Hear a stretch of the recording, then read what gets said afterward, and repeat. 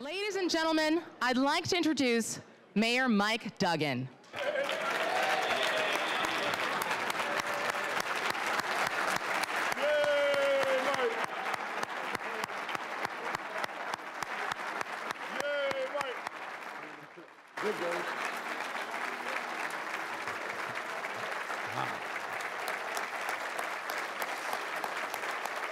Well, good evening.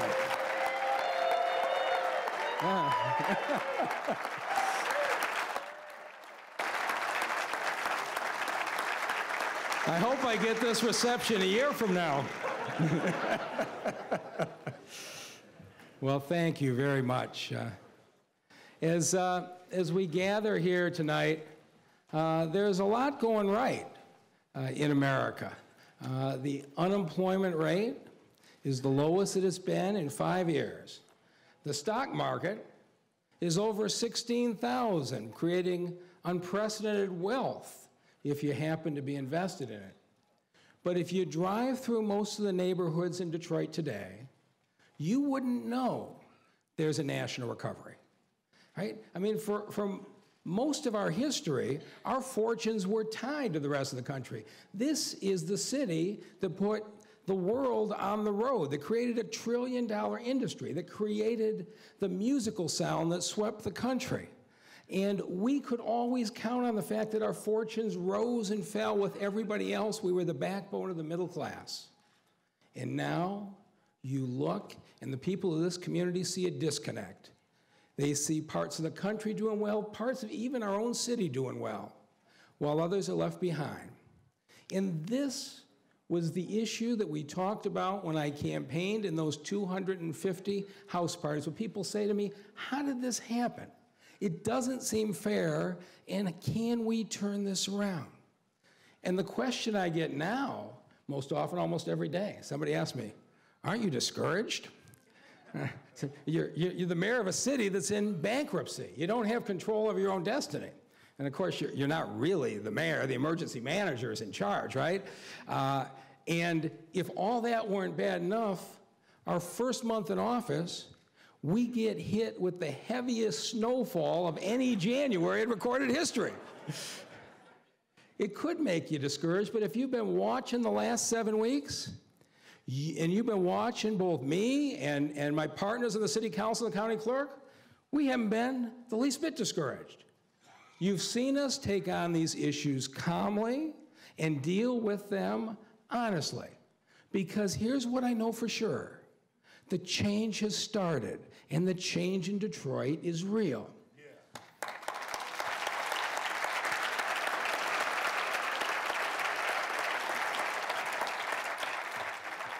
For most people, the most obvious change is that the mayor is working with the emergency manager. And that really wasn't an easy decision. When I came in, you had to look at this. I don't like the arrangement that the emergency manager is running the bankruptcy and the police department, but I had a choice to make. And that was, should I take responsibility for the city services that are there, do the best I can, and prepare for the most smooth transition as possible October 1st, when the emergency manager leaves, or should I take the politically easier way and criticize him for the next 9 months?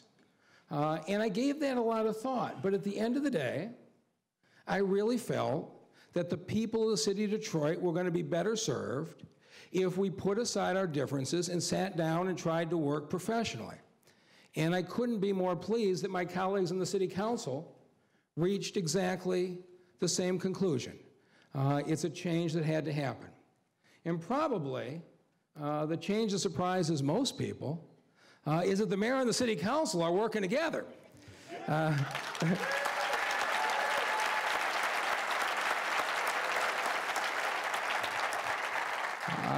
And that is due to an extraordinary team and the president of the city council, my partner, Brenda Jones.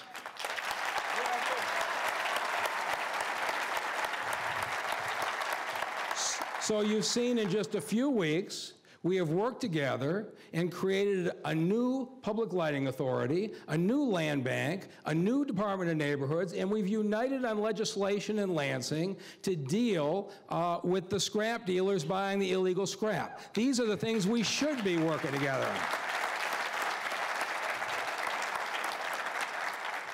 We're not always going to agree, and in a democracy, you shouldn't always agree. But what you are seeing is those conversations being conducted professionally, because beyond anything else, there are two things. We all care deeply about the citizens of Detroit, and we are going to demonstrate that we can run a professional and responsible government so that when the emergency manager's term expires on October 1st, there is no question that the city of Detroit will return to democracy and return the elected officials in charge who were selected by the voters.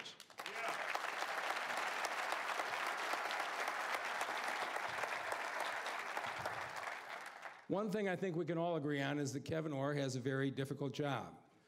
And you've seen this week that he presented a plan of adjustment. And as you might expect, when we don't have enough money, the plan of adjustment made pretty much everybody unhappy. And I know the challenges are going to be difficult in court, but I join with the majority of Detroiters and say to the courts, I hope that every effort will be made to honor the pensions of the men and women who gave their careers to this city.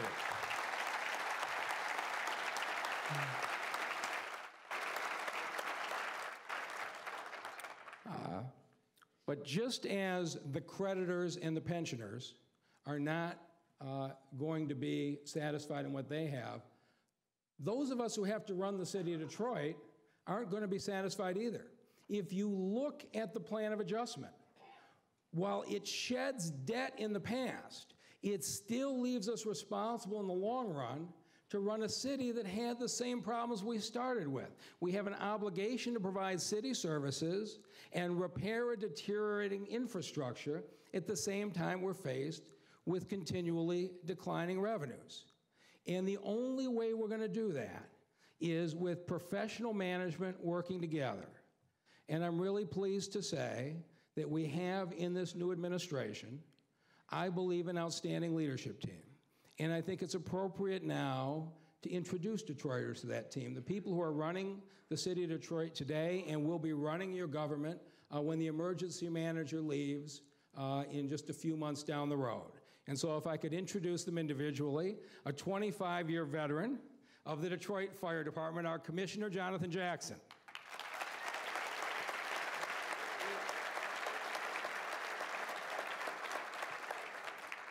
A man who's familiar to everybody in this town, the great police chief, James Craig.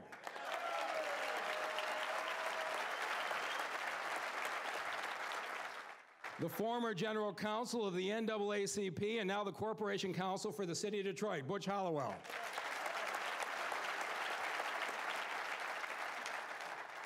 A young woman who a week ago was the Chief Information Officer for the City of Louisville and has now been promoted to the CIO of the City of Detroit, Beth Niblock.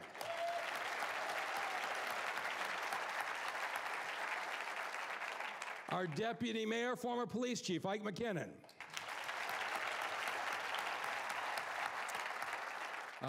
Our Chief of Staff, former State Representative Lisa House.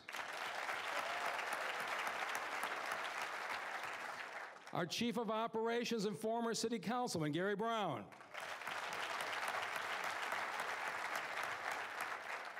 A former federal attorney from the Obama administration, our ethics director, Portia Roberson.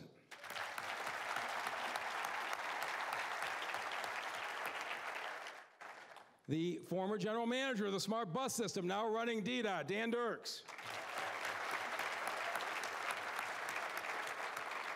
Man who's been in city government for more than 30 years, our Department of Neighborhoods director, Charlie Beckham.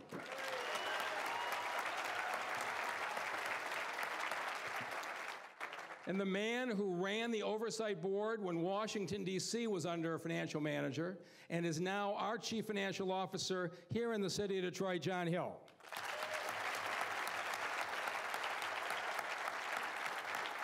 And watching us on remote tonight is our Economic Development Director, Tom Lewan.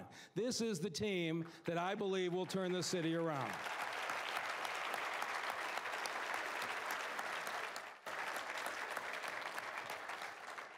So, if we're going to do a turnaround, where does this team start? And in my mind, everything starts with a job. That's what you need to deal with crime. That's what you need to deal with blight. But in the city of Detroit, for the 60% of Detroiters who don't have cars, a job means a reliable bus system. Well, how bad is it? We have a 53-year-old veteran who lives on Detroit's west side, who has a job where he works a 12-hour shift, 4 in the afternoon to 4 in the morning, sorting produce for the supermarkets in our region. He rides Line 38, the Plymouth Road bus, from Plymouth and Evergreen, about 5 miles west, to his job in Redford. And he realized very quickly after taking the job that more often than not, by the time the bus got to Evergreen, it was so full, the driver wouldn't stop and let him on. Right? We don't have enough service on the road, something Detroiters are very familiar with. And so 2-3 days in a row he was passed up, and he found himself in danger of being fired. And so this man did the only thing available to him. He went across the street, and he got on the Plymouth Road bus, and he rode eastbound till it got to the end of the line. And then he waited till it turned around, so he was sure he had a spot, because that's what he needed to do to get to work. But after a couple weeks, he started to get sophisticated. He says, you know, maybe I don't need to go to the end of the line. So as he was riding eastbound, he's watching out the window for a westbound bus that's got some seats.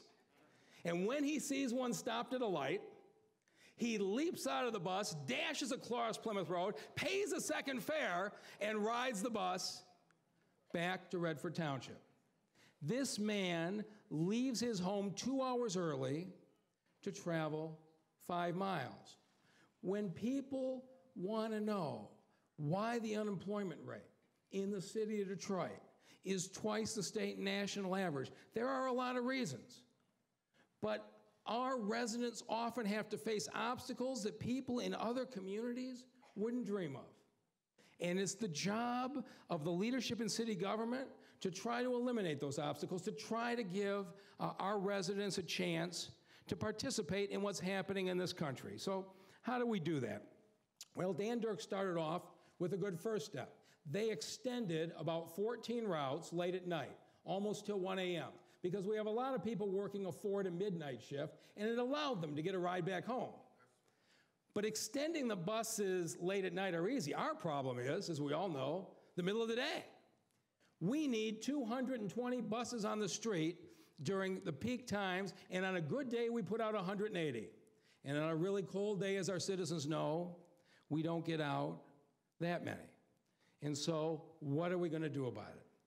Mr. Dirks has already started by hiring 20 additional mechanics to get them back in the garages to start to fix the buses. This weekend at Cobo Hall at the job fair, we're going to hire another 20 mechanics and another 40 drivers, so we have the staff that we need to provide the service. But that isn't going to solve it by itself, because we have pretty much the oldest fleet in America. The average lifespan of a bus is 12 years. You retire them after 12 years. Our average age is approaching 10 years. We simply don't have the buses to get on the road. This week, I signed a request to the Obama administration, to Transportation Secretary Anthony Foxx, to ask them to provide immediate support to get to the city of Detroit 50 new buses. And I'm confident with the help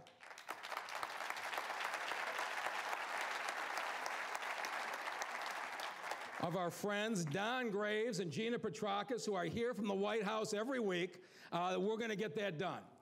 All right.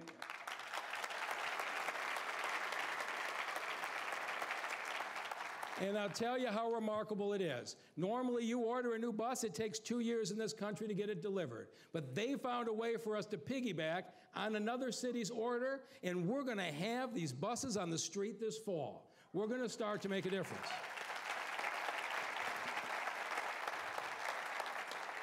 But when I say change is immediate, at least for one rider it is. Because yesterday, we added a bus at 3 in the afternoon on Plymouth Road going west to Redford. So we at least got...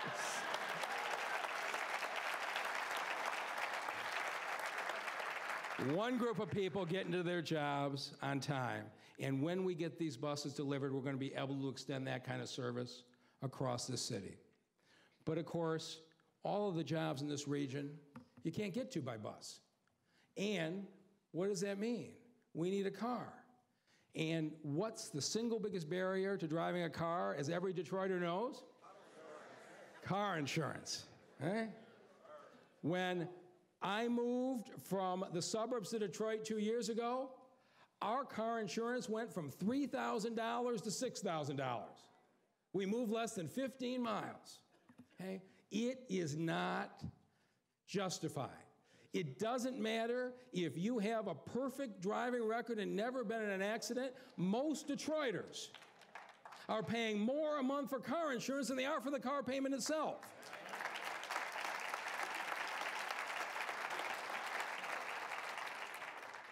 And so we've got to eliminate these obstacles. The Detroit City Charter provides that the city of Detroit can start its own insurance company. We have to do a joint feasibility study between the city council and myself. And so we're putting together a team to move on this quickly. We're going to start our own insurance company that we call D-Insurance. And I'm really pleased that my friends Raquel Castaneda-Lopez and Andre Spivey have been joining us in this effort. It's going to take us a while, but we are going to start the process this summer, and we're going to keep going until we get people an affordable car insurance option.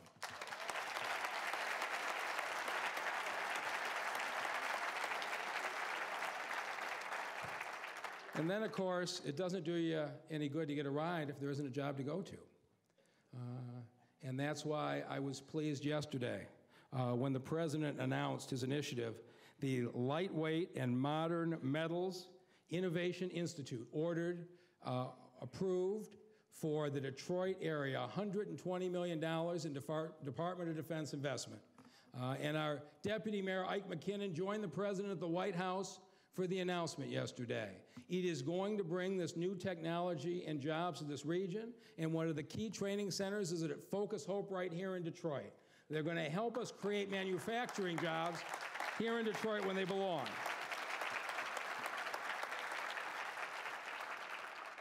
Our own Detroit Employment Solutions Agency has started a Hire Detroit program with the goal of getting thousands of unemployed Detroiters hired. And already, they've tripled the training program from last year to train 3,000 Detroiters for the new jobs that are available today.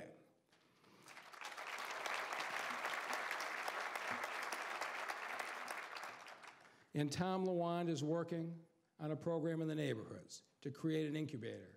We have thousands of small and minority-owned entrepreneurs operating in this city, most of them 1, 2, or 3 employees.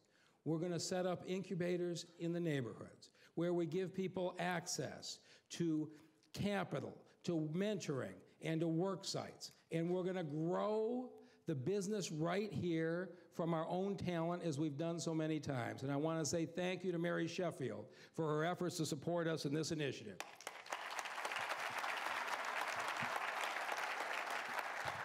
We're not going to succeed until Detroiters growing up in this community start to think to themselves, I don't have to grow up to work for somebody else. I can grow up and be my own boss, start my own business, and that's the culture we're going to try and create.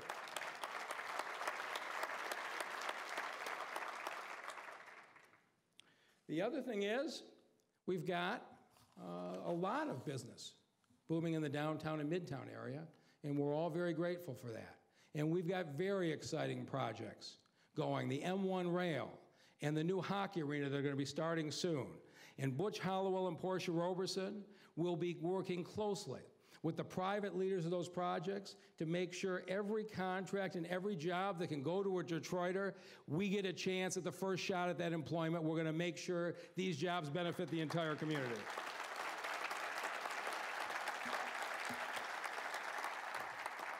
If we're going to have equal opportunity, it starts at childhood. or maybe even before childhood. In fact, there isn't anything more we can do to give a child a good start in life than to make sure our mothers carry that baby to full term. Babies who are born prematurely, earlier than 32 weeks, these babies have a much higher risk of having learning disabilities, having trouble in math and reading, having physical development issues, things like lung development that can plague them for years. And yet, in the city of Detroit, 1 in 6 of our babies are now born prematurely, 50% higher than the rate of the community around us.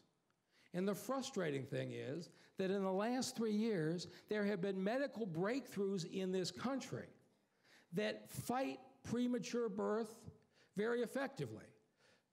A worldwide breakthrough 3 years ago, right here in Detroit at Hutzel Hospital with Dr. Sonia Hassan of Wayne State University, discovered that the use of progesterone can help mothers carry babies to term in a much greater rate. At Yale University, they've got breakthroughs that are showing that we can cut our premature delivery by 30 or 40%.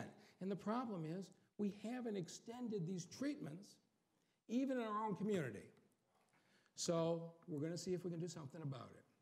So this spring, Dr. Hassan, along with our public health director, Vern Anthony, and David Cotton from Meridian Health and our partners at DMC and St. John's and Henry Ford, are going to roll out a new initiative we're going to call Make Your Date, in which we reach out to the doctors in the hospitals of this region and to the pregnant mothers, bring the latest medical procedures, and make it a point to try to get every baby possible delivered at full term.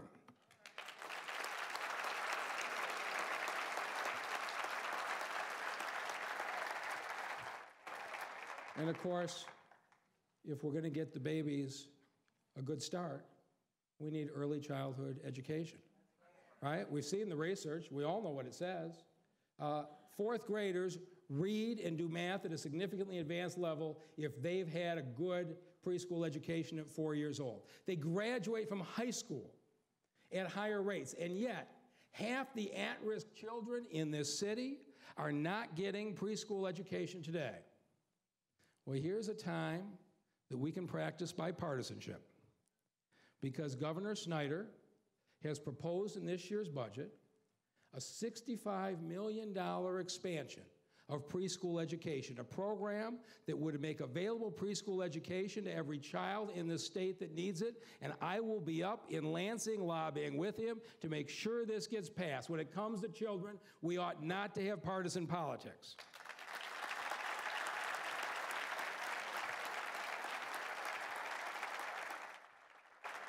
And we are also going to partner with the Obama administration and President Obama's new program called My Brother's Keeper. And I'm going back to the White House tomorrow to join the president. I know, they keep inviting me. To join the president in this announcement. It's something that he's deeply personally committed to, and it's a program where the foundations and government comes together to reach out to every young man of color in this community that wants to work hard and pull themselves out to make sure they can reach their full potential. It's a program I believe deeply in, and I'm going to make sure that Detroit is a center of the My Brother's Keeper program nationally.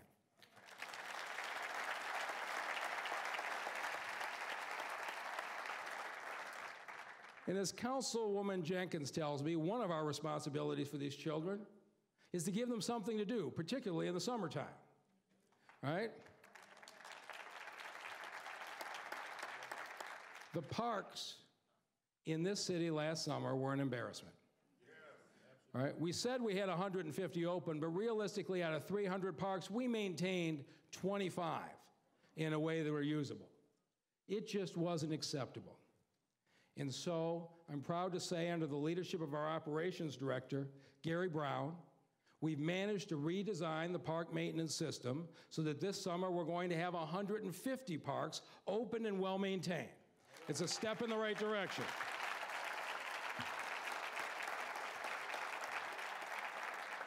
But 150 isn't good enough. We need to do more. And so we've reached out to the clergy and the business community, asking the ministers and the churches in this town to adopt parks. And we've set a goal, and we're on our way to get another 50 parks maintained by the clergy and the businesses in this community, so we get up to 200 parks open for our kids.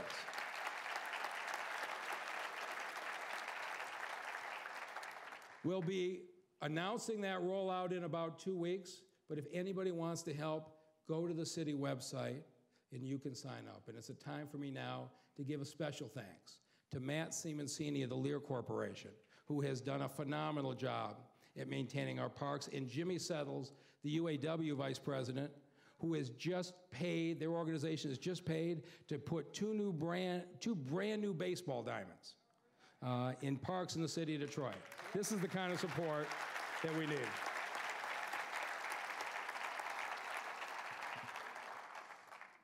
And while the health of our children is critical, we need to be conscious of the health of everybody. We've had 100,000 uninsured Detroiters in this city. And now, April 1st, everybody is eligible for health care coverage. And I think you're going to see, when the national numbers are announced, that Detroit is doing very well at enrolling our residents. But we've still got, we estimate, another 20,000 people who are eligible for health care who don't have it. And so in March, we are going to redouble our efforts. If you have not enrolled in Obamacare, we will have somebody every day on the main floor of City Hall at the Coleman Young Center. We're opening up at 5 firehouses across the city, enrollment sites on Mondays and Wednesdays. We're also doing it at 3 recreation centers. You can check on the cable TV channel and on the website to see when we are there. But we have got to do this because here's the thing. I spent 9 years in the hospital business. I can't tell you the number of times I saw people crippled by strokes when it could have been prevented with simple blood pressure medication. The number of times I saw people diagnosed with terminal cancer when it could have been prevented if they'd been early for detection. If you are uninsured, you live sicker, you suffer more, and you die earlier. With the Affordable Care Act, there is no reason for you to be uninsured. Please take the time in the month of March to sign up and get the health care coverage that everybody deserves.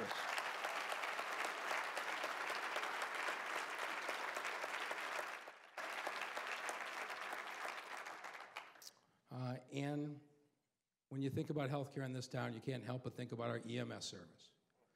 And we know it's not where we should be. For a city this size, we should have 25 ambulances on the street all the time. And right now, we're struggling to get 15. I want to start by thanking Roger Penske and the business people in this town who donated the 23 vehicles that we do have in operation today.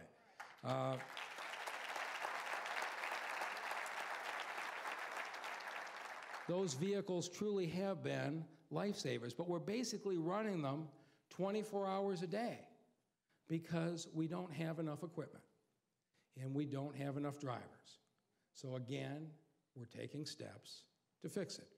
This weekend at the job fair, we will be hiring 70 new EMTs, emergency manager technicians, to get them in the vehicles and get in to respond.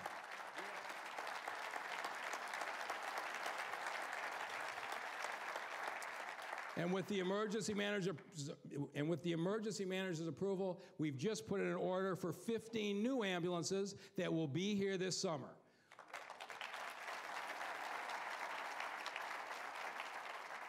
We're going to have a fleet of 38 vehicles to put 25 in the road. It's the kind of maintenance program that you have in a well-run city, and we're going to finally be here in the city of Detroit.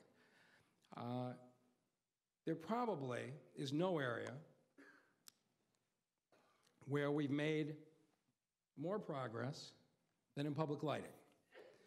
You saw how quickly the mayor and the council moved to establish a new lighting authority the first week of January. By the third week of January, we had a new plan in place to roll across this city with brand new LED lights twice as bright as the old sodium lights.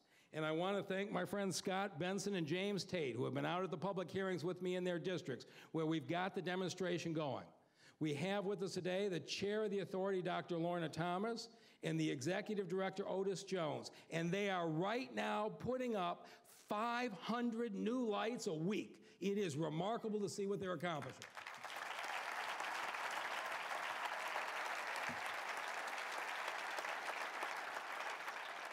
For years, we've heard we can't get the street lights lit. By the end of this year, more than 50% of the neighborhoods in this city will be fully lit, and by the end of next year, they'll all be lit.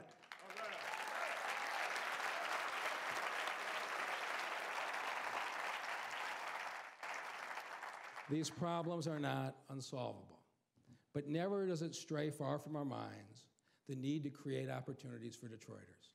And so when we went out to see the first day the lights were being installed, I was thrilled to meet Ernest Koger, an African-American businessman who started his own company. He's on Greenfield and he has 9 employees. And he's got the contract out there putting up lights every day. We are lighting our neighborhoods with our own residents and our own businesses right here in the city of Detroit, and it's something we need to do more of.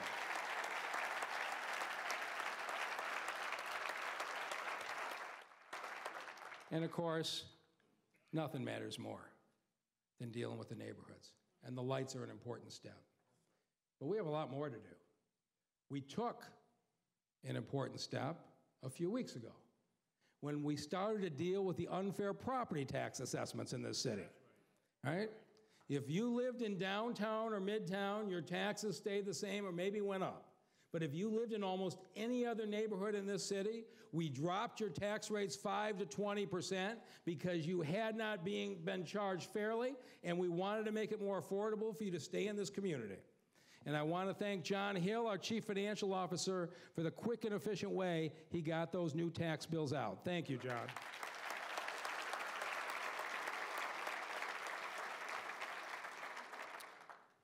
When I started here 7 weeks ago, the neighborhood strategies were pretty interesting. We had the federal government HUD in our blight program, the State Housing Authority. We had the City Building Safety and Engineering Department. We had the Blight Task Force. We had the Blight Authority. We had a land czar. We had a state land bank. We had a city land bank. And we had a county land bank. Every one of them with good ideas, and every one of them going a different direction. You go through the neighborhoods and you wonder why we're not getting anywhere. But we worked together quickly. City Council and the mayor established a new land bank. Sean Donovan, the HUD director, came to town from Washington and got behind our program, said he was going to work with us. Scott Woolsey, the State Housing Authority director, said, I'll step back from the state land bank. You're on the right track. And we have created a single program. And I promised to do this in the campaign. And I'm happy to tell you tonight that we've done it. Because as I said at the forums all during the campaign, when something goes wrong in your neighborhood, who do you call?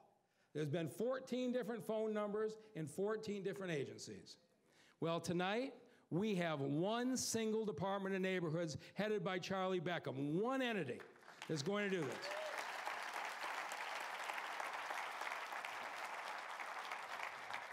And I promised you that the Department of Neighborhoods will be located in the neighborhood. And so we have now hired for each of the city council districts a district manager and a deputy district manager who will be placed in your community, and they will have one charge: work with the block clubs and the neighborhood groups and the churches to fight blight. They're not going to do anything else. They're going to be in your neighborhood, working with your neighborhood. And I'd like to ask our district managers and their teams to please stand up.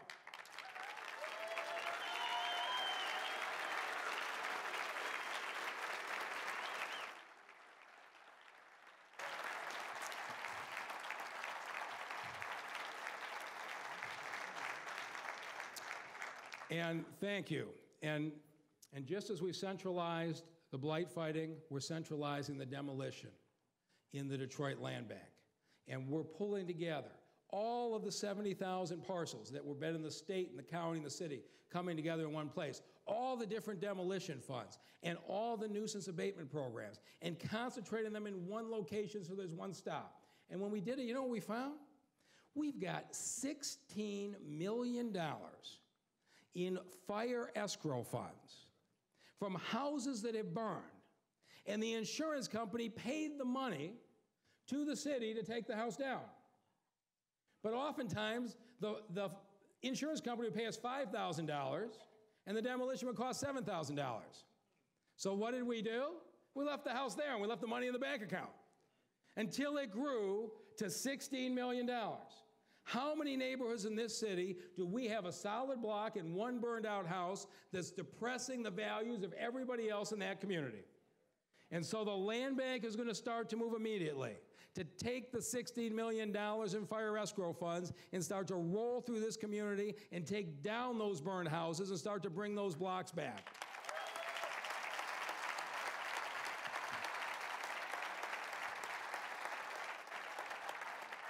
And as everybody's heard me say 100 times on the campaign trail, it is not enough to demolish our houses.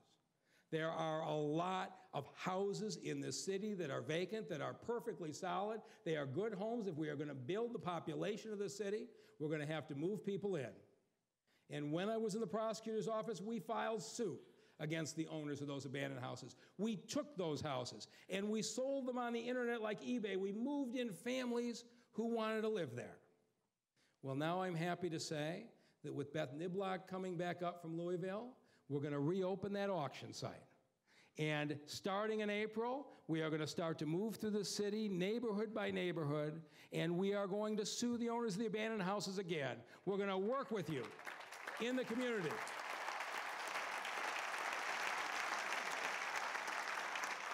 We're going to knock down the ones we can't save, and we're going to move people into the ones we can.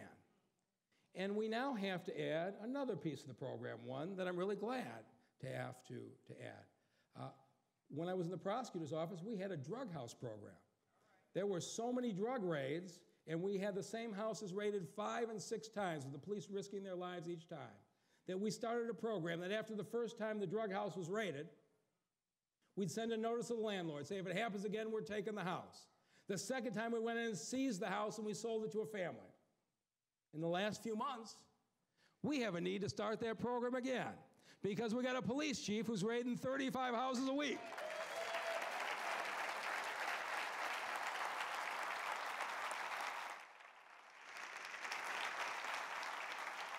And we're going to work with Chief Craig to send out that notice every single raid so his officers don't have to hit the houses more than once.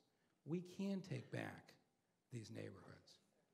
And I have to say one more thank you on the Blight Task Force, because in order to start this process, we have 377,000 parcels of land in this city.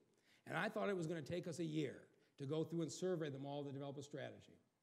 But the Blight Task Force, Dan Gilbert, Glenda Price, Linda Smith, got out there on their own, and they have created a Star Wars computer system. They have driven every single parcel in this city. They've taken pictures. We know if it's vacant. We know who the owner is. We know if it's tax delinquent. They have shortened this process by a year, and everybody in this city owes them a debt of gratitude. Thank you very much for what you've done.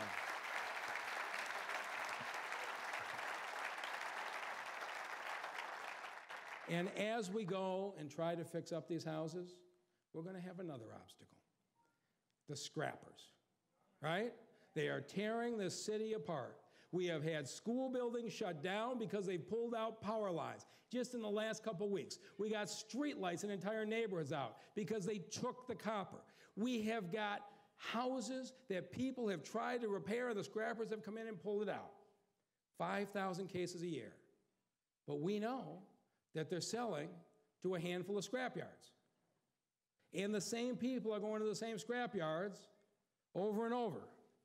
And so I'm going to ask everyone to join with Council President Jones and me, and Lisa House, who's leading the effort, and urge the state legislature to move immediately on House Bill 4593 to start to deal with these unsavory scrapyard owners. And here's what the bill does. It says 2 things. If somebody comes into your scrapyard with a catalytic converter, with an air conditioning unit, or with copper wire, you can take it, but you have to either mail them a check to an address, or hold that payment for 3 days.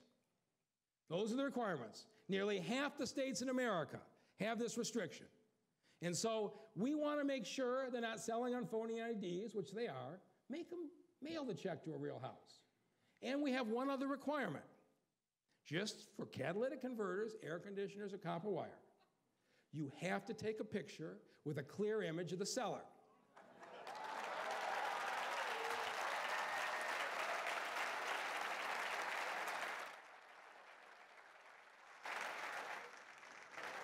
Seems reasonable, right? The scrapyard owners are fighting us tooth and nail in Lansing, which tells you everything you need to know. But here's another case where I hope bipartisanship prevails, because this is something where we've got leaders on both the Democratic and Republican side. In the House of Representatives, Paul Muxloe, is a Republican, is teamed up with a Democrat from Detroit, Rashida Tlaib. And on the, go ahead, you can clap for him. And on the Senate side, Republican Senator Mike Caldwell and Senator Virgil Smith from Detroit are teamed up. We've had great support from the Republican Senate Majority Leader Randy Richardville and the Speaker of the House, Chase Bolger. We have got good people on both sides, but so far we've been blocked. And so I'll be spending a lot of time in Lansing, but as everybody here knows, we cannot rebuild these houses if the scrappers are allowed to tear them back down. And it's incumbent on all of us to do everything we can to get 4593 passed as soon as possible.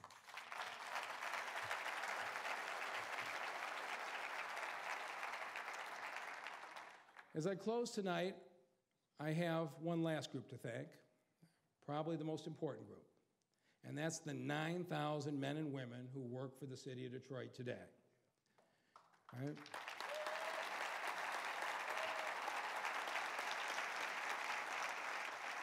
Many of them you see on the street, the police officers who have stepped up their law enforcement activities very much in recent months, the firefighters who are courageously going into blaze after blaze, the EMS workers working 12-hour shifts in the most difficult of circumstances, all after they've taken a 10% pay cut, had their health care costs increased, and are dealing with an uncertain pension situation.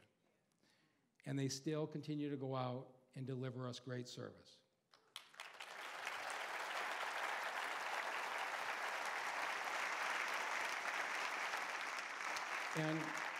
And you've seen in the middle of the snowstorms and the blizzards, our snowplow operators and our garbage truck drivers working 24 hours a day. We've been going around the clock, and the mechanics and the supervisors supporting them have been doing the same. It just seems like you're about to get a break, and another bunch of snow comes down. They've done it without complaining. They've done it all winter, and I want to say thank you to them.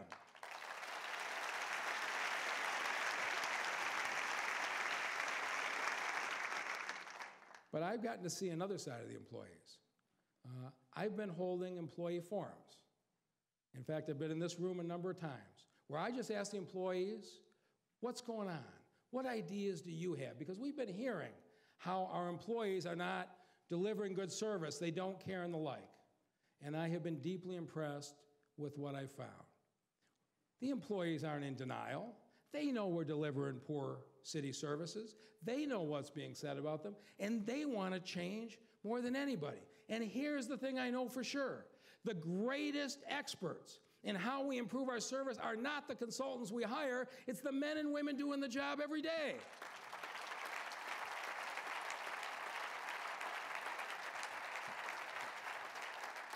And so we are now creating a new culture. And I wish you could hear them, because in these meetings, we've had employees give us very good strategies for how we're going to cut the ambulance response time, how we're going to speed up vehicle repairs by improving the parts purchases, how we can speed up the collection of trash on vacant lots. They want to be a part of the solution, and to every one of those employees, I'm going to tell you this. Every place I've been, the turnaround has been driven by the men and women of the organization. And in this administration, you are going to have leadership that listens to you and involves you, because we need to all work together to give our residents the kind of service they deserve.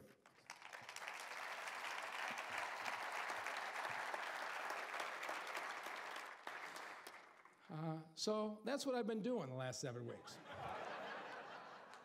Along with my partners here up on City Council and County Clerk, Janice Winfrey. I was in the county for a long time. City Clerk Janice Winfrey.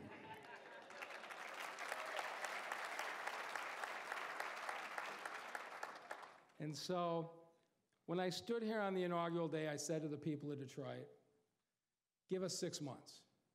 Let us prove to you that we can make city government work. I didn't mean that we're going to solve all the problems in 6 months. It's going to be a long, hard fight. But I did believe that we could demonstrate to you in that time that the mayor and the council could work together professionally, and we could take on these problems, and we could start to make a difference. And so, after 7 weeks, I'll report this to you here tonight, what I believe for sure. The change has started. The change is real. And Detroit is not nearly as far away from turning around as most people think. Thank you all very much. All right?